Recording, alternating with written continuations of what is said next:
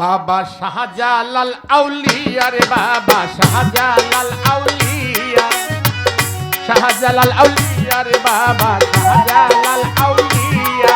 রে সিলেট শহর হইল রে ধন্য তোমার পর পাইয়া রে বাবা, তোমার পর পাইয়া।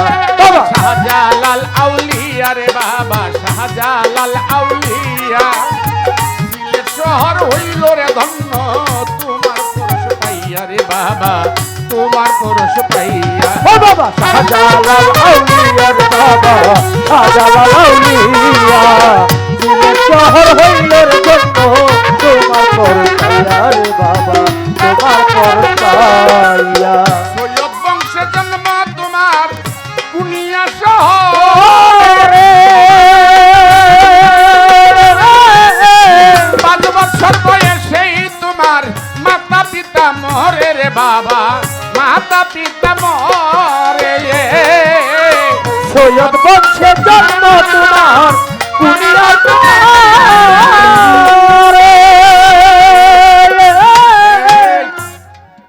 সৈয়দ বংশ। এই যে আজকে যাকে লক্ষ্য করে এই পবিত্র উরুস, যে বাবা বান্ডার শরীফ থেকে খেলাফত প্রাপ্ত আব্দুল্লাহ শাহ, মাওলানা আব্দুল্লাহ শাহ, উনি বান্ডার শরীফ মুরিদ। বান্ডার শরীফ সৈয়দ বংশের সন্তান। এই যে বান্ডার শরীফ যে সৈয়দ বংশ, ইতিহাস যারা পড়ছে, এখন সৈয়দ বংশ করতে গেছে এই ডাবার জানতে। এই সৈয়দ বংশ হইল কুরেশ বংশের একটা শাখা। সৈয়দ বংশ হইল কুরেশ বংশের শাখা। আর শাহজালাল বাবার বংশ জন্মটা ওই সৈয়দ বংশেই। সৈয়দ বংশের জন্ম তোমার কুনিয়া শহর, 5 বছর বয়সেই তোমার মাতা পিতা মরে রে বাবা, মাতা পিতা মরে। সৈয়দ বংশে জন্ম তোমার কুনিয়া শহর, 5 বছর বয়সেই তোমার মাতা পিতা মরে রে বাবা, মাতা পিতা মরে। আরে শেখ মাহমুদ পিতা তোমার কুরেশ বংশে যাইয়া, ওরে শেখ মাহমুদ পিতা তোমার কুরেশ বংশে যাইয়া, শেখ মাহমুদ পিতা তোমার কুরেশ বংশে যাইয়া, সিলেট শহর হইল রে ধন্য তোমার পরশ পাইয়া রে বাবা, তোমার পরশ পাইয়া। ও বাবা শাহজালাল আউলিয়া রে বাবা শাহজালাল আউলিয়া, সিলেট শহর হইল ধন্য তোমার পরশ পাইয়া রে বাবা, তোমার পরশ পাইয়া। ও বাবা শাহজালাল আউলিয়া রে বাবা শাহজালাল আউলিয়া, সিলেট শহর হইল ধন্য তোমার পরশ পাইয়া বাবা, তোমার পরশ পাইয়া। মামা তোমার আহমদ কবির মৃত্যু সংবাদ পাইয়া, সকল দুঃখ ভুলেই গেল তোমায় কুলে লইয়া রে বাবা, তোমায় কুলে লইয়া। মামা তোমার আহমদ কবির মৃত্যুর সংবাদ পাইয়া। একটা গানের কথাগুলো তো বুঝোস, একটা গানের সার অংশ আছে। মামা তোমার আহমদ কবির মৃত্যু সংবাদ পাইয়া, সকল দুঃখ ভুলে গেল তোমায় কুলে নিয়া। 5 বছর বয়সে মাও নাই বাবাও নাই। মামা আহমদ কবির যেই কবির সার দরবারে বাউল সমিতি, যে কবির শাহ বাবার বাউল সমিতির সভাপতি আমি, সেই কবির শাহ উত্তরখানের মাটিতে ঘুমিয়ে আছে। এই যে কবির শাহ, আমরা জানি কিভাবে ইতিহাস পড়ে সর্বপ্রথম আসছে বাবা শাহজালাল। কথা কি খারাপ লাগে? সর্বপ্রথম আসছে বাবা শাহজালাল। এই কবির শাহর কাছ থেকে বিদায় নিয়ে আসছে মামা ও কবির শাহ, বাবা শাহজালালের পীর ও কবির শাহ। কেমনে? গভীর রাত্রে স্বপ্নে দেখে আমাদের রাসূল আয়েশা বলতেছে, শাহজালাল তোমার সিলেটে যেতে হবে, তোমার সেখানে ইসলামের দাওয়াত দিতে হবে। উনি স্বপ্নের মাধ্যমে দেখতেছে ঘরটা আলো হয়ে গেছে, স্বপ্ন দেখেই জেগে গেছে। কিছুক্ষণ পর আস্তে আস্তে আস্তে আলোগুলো কমে আসতেছে, অন্ধকার হয়ে গেল, ফজরের টাইম হয়ে গেল। যাইয়া পীর সাহেবের কাছে যায় বলতেছে, আহমদ কবিরের কাছে বলতেছে, মামা আমি যে কি স্বপ্নে দেখলাম। কি দেখলা? যে আজকে যিনি দুজাহানের বাদশা কিন বিশেষ পয়গম্বর সাল্লাল্লাহু আলাইহি ওয়াসাল্লাম উনি যাইসা বলছে আমাকে ওই স্ট্রিটে যাইতে, আমি তুই জায়গা চিনি না। পীর সাহেব বলতেছে, বাবা রে তোর এই মুহূর্তে বিদায় দেওয়া যাবে না, তোরে সিলেটে পাঠাইবার আগে আমার পরীক্ষা করছি। এর মধ্যেই একটা হরিণ নিয়ে আইছে। হরিণ আয় কইতেছে, হে আল্লাহর ওলি, আমার বাচ্চাগুলো বনের বাগে খায়ালায়, আপনি একটু দয়া করে বিচার করে দেন।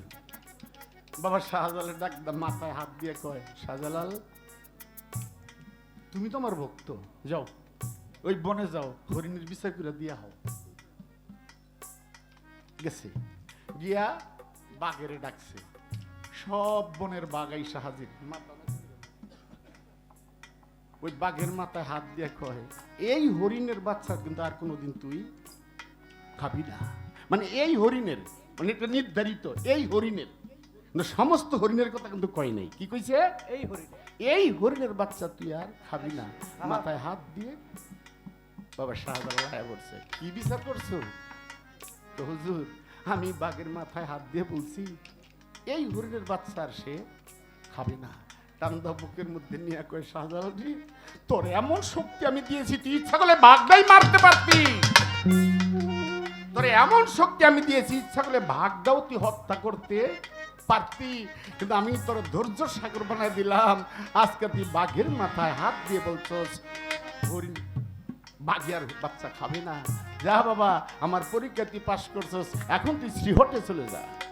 এই তো বিদায় নিয়ে চলে আসছে। কয়জন নিয়ে আসছে আপনারা ভালো করে জানেন? এই 360 জন এক লোক আহে নাই গিয়া।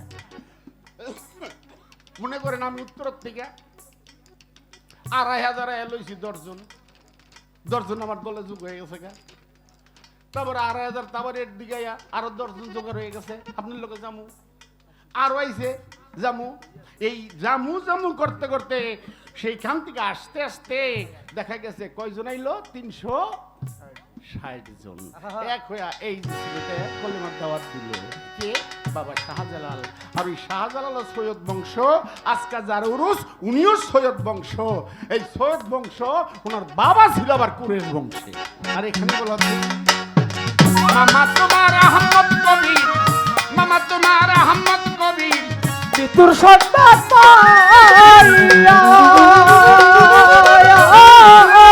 সকল দুঃখ ভুলেই গেল, তোমায় কোলে লইয়া রে বাবা, তোমায় কোলে লইয়া। মামা তোমার আহমদ কবির মৃত্যুর সন্তান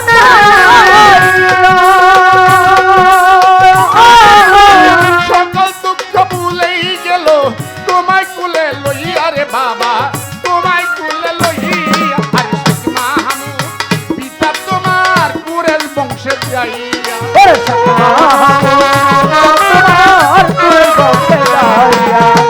মাহমুদ পিতা তোমার কুরেশ বংশে যাইয়া।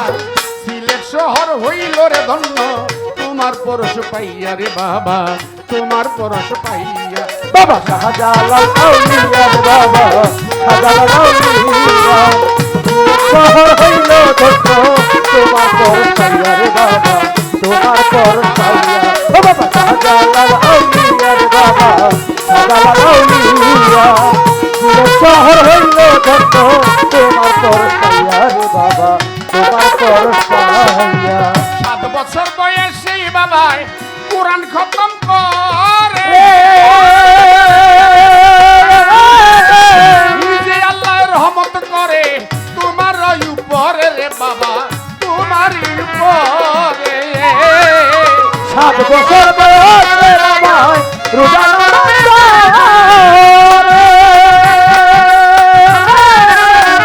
যে আল্লাহ রহমত করে তোমার উপরে রে বাবা, তোমার উপরে।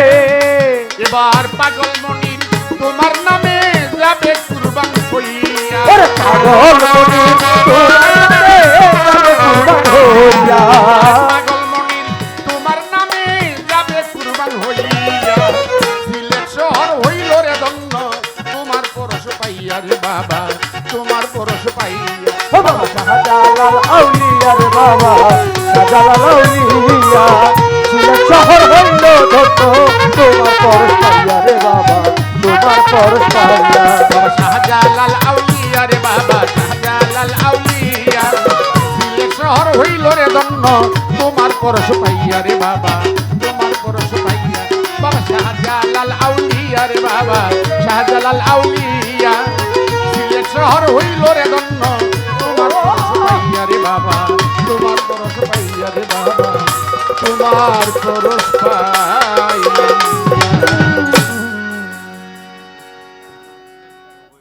আবার কি আরেকটা আরে এমনি ওরম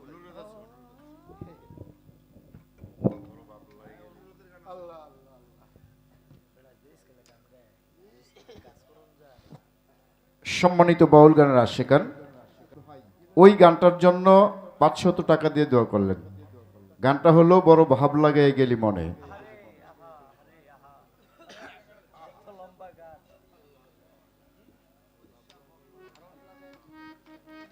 ফরিদশার ভক্ত হারুন ভাই 100 টাকা দিয়ে দোয়া করলেন। ধন্যবাদ সবাইকে।